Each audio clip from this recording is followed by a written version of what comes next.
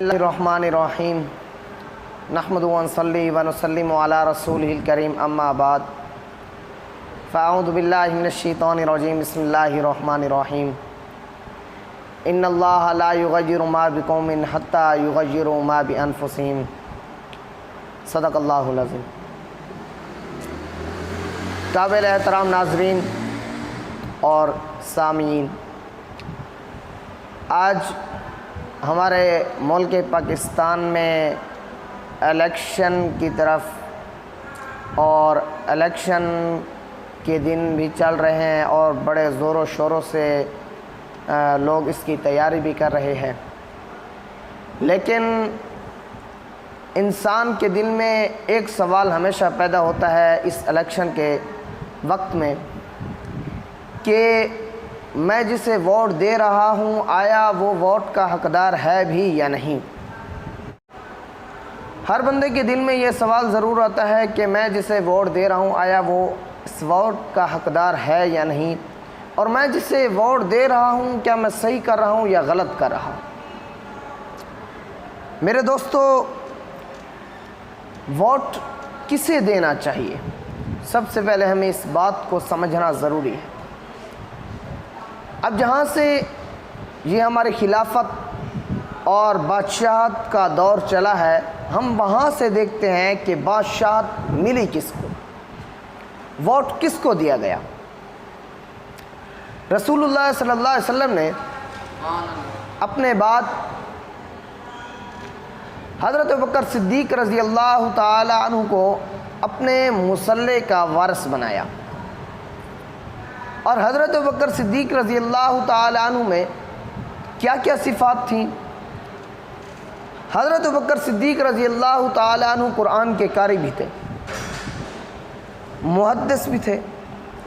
مفسر بھی تھے، اور اپنے دور میں فقہاء صحابہ کرام میں فقیہ بھی تھے۔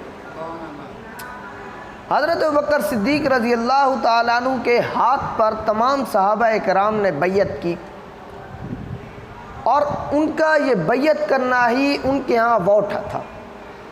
یہی ووٹ تھا، کیونکہ تمام صحابہ کرام نے مشورہ کیا کہ بھئی کسے ووٹ دینا چاہیے، کسے اپنا خلیفہ بادشاہ مقرر کیا جائے، تو تمام صحابہ کرام نے حضرت ابوبکر صدیق کے ہاتھ پر بیعت کر دی، تو یہ ان کا ووٹ تھا، بیعت کرنا۔ میرے دوستو، اب اس صورت میں ہم دیکھیں کہ حضرت ابوبکر صدیق کے اندر جو صفات تھیں، صحابہ اکرام نے جو ان کے اندر صفات دیکھیں، جو ان کے اندر خصوصیات دیکھیں، آج اس دور کے اندر ہمیں بھی وہی صفات، وہی چیزیں اپنے لیڈر میں ڈھونڈنی چاہیے، وہی چیزیں ہمیں اپنے لیڈر میں، اور جسے ہم ووٹ دے رہے ہیں جو ہمارے، اس کے اندر ہمیں یہ چیزیں تلاش کرنی چاہیے۔ اگر ہمارا لیڈر قرآن کا قاری ہے، محدث ہے، عالم ہے، فقیہ ہے، تو یاد رکھیں وہ دنیا کے ساتھ ساتھ آپ کی آخرت کی بھی فکر کرے گا۔ اگر آپ کا لیڈر ایسا ہے جسے نہ آپ کی نماز کی فکر ہے، جسے نہ آپ کی کردار کی فکر ہے، جسے نہ آپ کے انداز اخلاق کسی چیز کی بھی فکر نہیں ہے، میرے دوستو یاد رکھیں ہو سکتا ہے، کہیں تک ہو سکتا ہے کہ وہ شخص آپ کو دنیا میں فائدہ دے جائے، دنیا میں اس کو حکومت مل بھی جائے، دنیا میں آپ کا لیڈر سربراہ بادشاہ بن بھی جائے، مگر وہ شخص آخرت میں آپ کو کوئی فائدہ نہیں دے سکتا، کیونکہ آخرت کے اندر جو کام آنے ہیں وہ نماز ہے، اچھے اخلاق ہے۔ اگر وہ اس چیز کی تلقین نہیں کرتا آپ کو،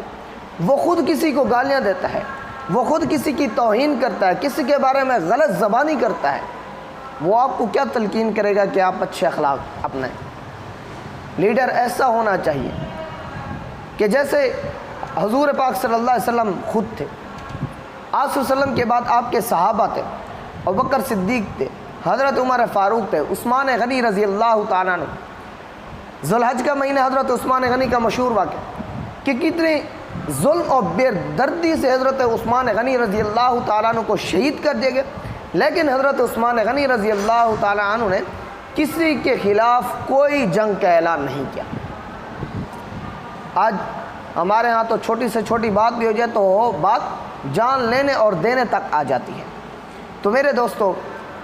یہی گزارش ہے کہ آپ جسے ووٹ دیں اس شخص کے اندر یہ باتیں تلاش کریں کہ وہ دنیا کے ساتھ ساتھ آپ کے آخرت کے اعمال کی بھی فکر کریں،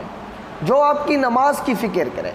جو آپ کے روزے کی فکر ہے، جو آپ کے اخلاق کی فکر، جو یہ چاہے کہ میرے ہر کارکن کے اندر اچھے اخلاق، وہ نماز کا پابند ہو، وہ قرآن کا پابند ہو، وہ دعا کرنے والا ہو کہ یا اللہ ہمیں ایسا لیڈر دے جو ہماری مجبوریوں کو بھی سمجھے، ہمارے حالات کو بھی سمجھے۔ آج ہم پاکستانی قوم ایسے لوگ ہیں، ہم چاہتے ہیں کہ ہم ووٹ تو فرعون جیسے لوگوں کو دیں، چور لوگوں کو دیں، اور لیڈر ہمارا حضرت عمر رضی اللہ تعالیٰ عنہ جیسا ہو، لیڈر ہمارا عمر بن عبدالعزیز جیسا ہو، جس کے منہ پر داڑھی ہو، جس کے منہ پر سنت رسول ہو،